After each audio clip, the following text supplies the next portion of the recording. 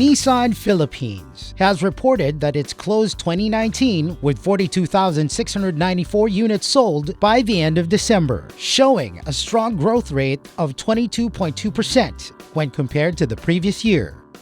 The significant growth is attributed to the popular Nissan Navara pickup with 19,034 units sold for 2019 and accounting for 44.6% of total sales.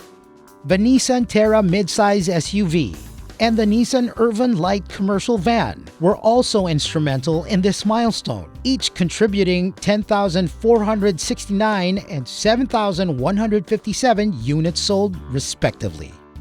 Nissan Philippines also received the Nissan Global Award for financial year 2019 as a top sales performer for the brand worldwide.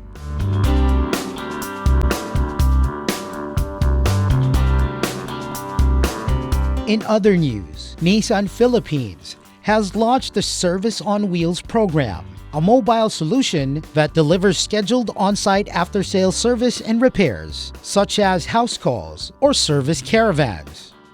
Answering customer requests, the program enables participating Nissan dealerships to deploy dedicated service vehicles operated by 2 Nissan-certified technicians. The service is available in select Nissan dealerships across the Philippines.